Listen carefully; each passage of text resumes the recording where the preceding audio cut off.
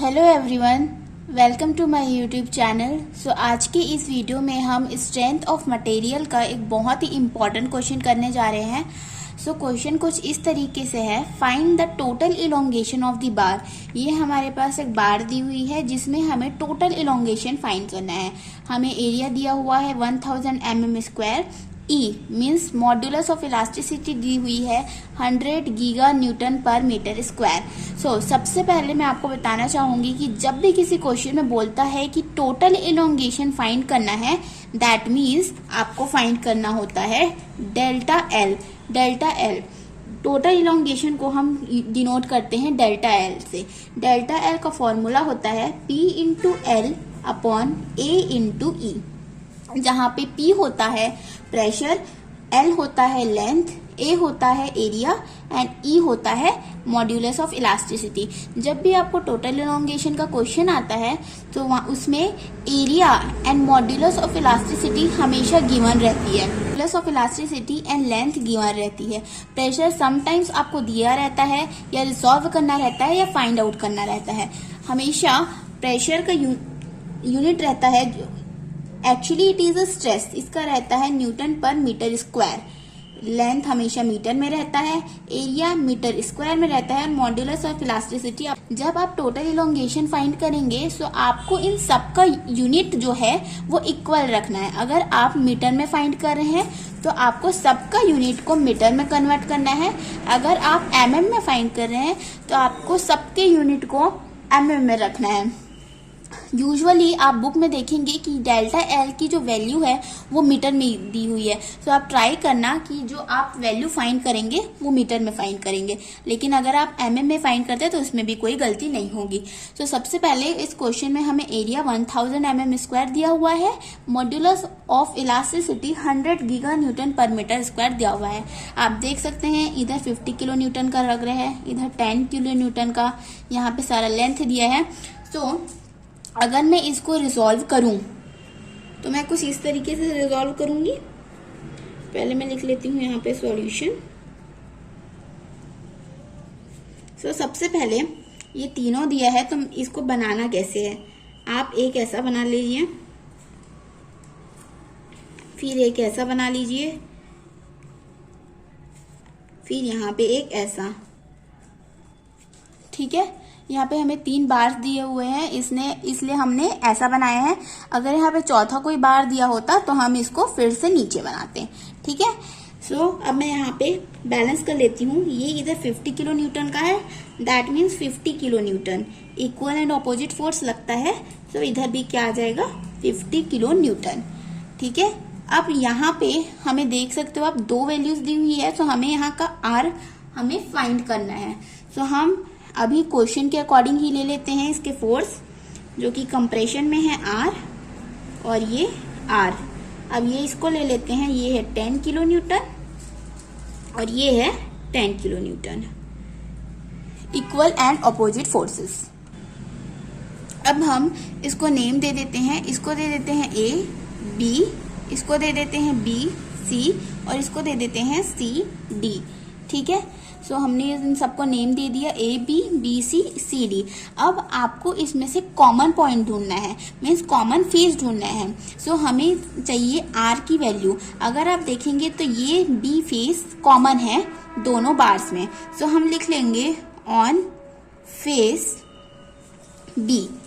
आप देख सकते हैं। अब यहाँ पे एक छोटा सा आपको चीज याद रखना है, इधर जाने वाली फोर्स क्या रहेगी, पॉजिटिव रहेगी, और इधर जाने वाली फोर्स क्या रहेगी, निगेटिव रहेगी। सो हम आपको इसको R की वैल्यू फाइंड करने से पहले कॉमन फेस ढूंढना है। देखो जैसे कि इस वाले बार में ये B फेस कॉमन है, इस वाले बार में B फेस कॉमन है। B फेस हमने देखा, सबसे पहले हम क्या लिखेंगे 50 किधर जा रहा है, इधर साइड, दैट मीन्स 50 क्या होगा, पॉजिटिव होगा। अब ये फेस कॉमन है B, ठीक है, ये B फेस कॉमन है, हमने इस B की वैल्यू ले ली। अब इस B की ये क्या जा रही है, इस साइड जा रही है, दैट मीन्स ये क्या होगा, पॉजिटिव होगा। देन अब हमें क्वेश्चन में क्या दिया है, इधर जाने वाली फोर्स क्या है, 80 है, तो हम इसको ले लेंगे, पॉजिटिव में है 80। अब हमारे पास R की वैल्यू क्या आ गई, 80 - 50, R is equals to 30 kilo newton. So R की वैल्यू क्या हो गई 30 किलो न्यूटन, मीन्स इसकी वैल्यू क्या 30 किलो न्यूटन। जब इधर 30 लगेगा तो इधर भी 30 लगेगा, क्योंकि दोनों ही साइड इक्वल फोर्सेस लगते हैं, इक्वल एंड अपोजिट फोर्सेस।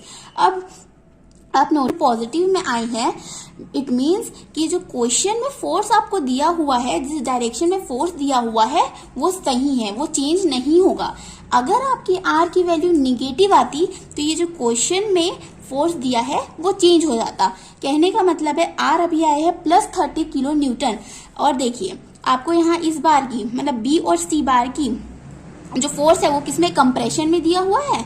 तो अगर 30 किलो न्यूटन है प्लस में है, दैट मीन्स ये क्वेश्चन का फोर्स भी क्या होगा कंप्रेशन में होगा। अगर इसमें आर की वैल्यू पॉजिटिव दी होती तो इस बार की जो वैल्यू होती वो क्या होती टेंसाइल में चली जाती।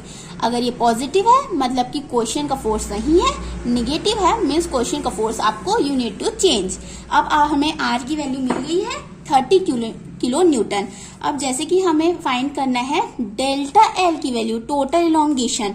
तो सबसे पहले इसमें जो इलोंगेशन होगा, इसमें जो इलोंगेशन होगा और इसमें जो इलोंगेशन होगा, हम उसको क्या कर देंगे, तीनों को ऐड कर देंगे। अब जैसे कि मैं यहाँ पे लिखती हूँ delta L is equal to delta L जो ए बी में चेंज हो रहा है प्लस डेल्टा एल जो बी सी में हो रहा है प्लस डेल्टा एल जो सी डी में हो रहा है। अब इन तीनों को ऐड करना है, ये बात तो ठीक है, बट फोर्स टेंसाइल है कि कंप्रेसिव है हम ये देख लेते हैं। तो ये जो है ये तो टेंसाइल है मतलब प्लस है, ये क्या है कंप्रेशन है मतलब माइनस है, ये क्या है कंप्रेशन है मतलब माइनस है। तो हम इसको क्या लिख लेंगे delta L is equal to delta L A B, ये क्या है कंप्रेशन में minus delta L B C minus delta L C D. So आपका ये इक्वेशन बन गया है। अब डेल्टा एल जैसे कि मैंने बताया आपको, इसका फॉर्मूला होता है P इंटू एल अपॉन ए इंटू ई। सो P कितना है डेल्टा एल का, P है 50 किलो न्यूटन, तो आप 50 लिख लेंगे, 50 इंटू किलो है दैट मीन्स 10⁻³ इंटू लेंथ कितना है 0.6 अपॉन एरिया दिया हुआ है 1000। अब मैं इन सबको मीटर में कन्वर्ट कर रही हूँ, mm स्क्वायर है, mm होता तो 10⁻³ होती, mm स्क्वायर है मतलब 10⁻⁻6 इंटू ई हमें गिवन है 100 गीगा दैट मीन्स 10⁹। ये हो गई हमारे पास इक्वेशन। अब हम यहाँ कर लिख देंगे माइनस। अब हम BC में जो लेंथ है, एरिया है, फोर्स है, ये सब लिख देंगे। सो BC में क्या है 30 into 10⁻³ into 1 upon 1000 into 10⁻⁻6 into 100 into 10⁹ minus अब CD की 10 into 10⁻³ into 1.2 upon 1000 into 10⁻⁻6 into 100 into 10⁻⁹।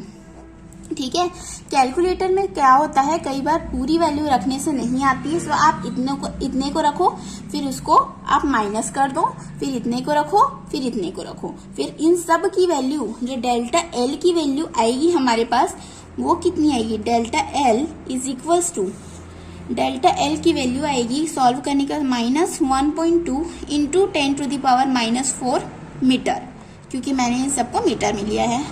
तो आई होप आप लोग को ये क्वेश्चन समझ में आया होगा। ऐसे क्वेश्चंस एग्जाम में आते हैं, ये बहुत इंपॉर्टेंस है।